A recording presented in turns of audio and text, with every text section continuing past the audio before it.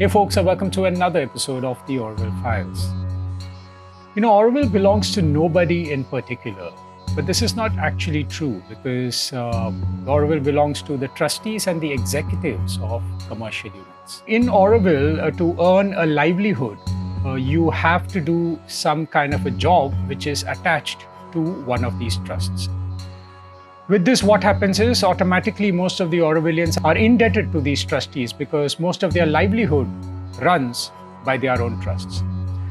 Now, what these trustees have also done is that they have diverted public donations to various other properties outside without the knowledge of the resident assembly and everybody else. Most of these trustees are also well-renowned mentors, and they are the ones who actually train a volunteer or a newcomer to become an Aurovillian.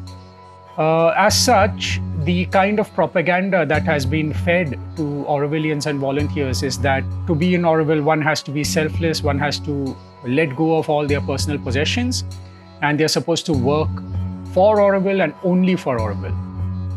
But unfortunately, this is not the case, because when we see that the mentors themselves have diverted a lot of money from Auroville to private properties and trusts outside Auroville.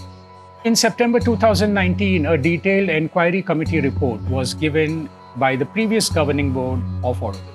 It had various properties which were not a part of Auroville and were still having Aurovillians as trustees and also diverting public donations. Now it is January 2023, and yet there has been no action taken on these Aurovillians, and apparently they have been exonerated for their good work that they have done for Auroville. And the properties and the assets that they hold has now been amalgamated into Auroville. That's a good thing, right?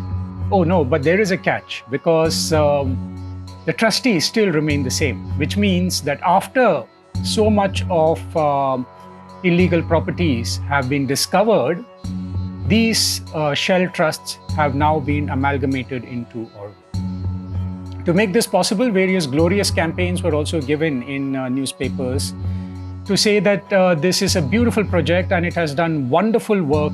So any Aurovillian or newcomer, if they join Auroville, they should now understand that they have been lied to. The goodwill of people, their hard work, their money, everything has been going into filling the pocket of these trustees. And these Aurovillians are also dependent on them, because without them, you cannot have livelihood. These trustees are also divided into the left and right lobby. Although they don't like each other, but they have to take care of the economic corridor properly. These are the people who spread rumors and incite violence amongst each other. Because of this kind of gossiping amongst these Aurovillians who are not aware of the kind of corruption that these trustees are into, there are a lot of foot soldiers who come and participate in various kind of rallies and protests. Although the reality is that they have been fooled and they have been told all kind of lies so far. While most of the Aurovillians are actually trying to follow the path of the mother, these trustees, the ones who are actually preaching and being mentor to people, are the ones who are not following the principles of Auroville and have private assets and Benami properties everywhere. Now, all the income that is generated from commercial units actually has to be given to Auroville 100%. Recently, there was an audit in which various activities of commercial units were also exposed. Some of them have financed the education of their children in America, and the school fees are actually paid from the commercial units. There have also been cases where the entire family has been taking lavish lifestyle trips to Spain, and the money comes from Auroville. When a volunteer actually joins Auroville, he is coming there with a lot of interest and goodwill. Then he becomes a newcomer, then he becomes an Aurovillian. But little did they know that they have been lied to so far. Their sweat and blood and their energies and their monies and their goodwill are actually eaten by these trustees and commercial units. So you have cheap labor, calling it a spiritual project. Then you have all sorts of exemptions from the government of India. You also evade income tax and GST in various cases. So folks, with this, it is crystal clear that if you really want to make some easy money, I think you should become a trustee of Auroville. This being said, it is also noted that the annual report of Auroville for the past 2 years have not been updated. And during the time of lockdown, while the world is actually drowning in economic crisis, the assets of Auroville have, maybe quadrupled. While Aurovillians were not allowed to conduct businesses on their own and had to amalgamate themselves into these trusts, it is not told to them that these trustees themselves have made various trusts and have diverted donations of the public to there. It really should have been made clear to anybody who's joining Auroville that you can do your business.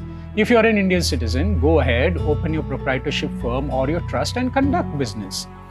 So folks, if you're wondering why no action has happened in Auroville so far, because these are the kind of explanations which are actually given to subdue truth and spread falsehood.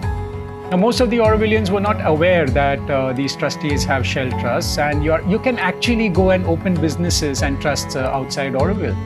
And once it is caught or it is exposed, don't worry, it will become a part of Auroville. So this is a good advice for people who are joining Auroville, that you should know that all your hard work, blood, sweat, and your goodwill and your money, actually the benefits are being reaped by the trustees.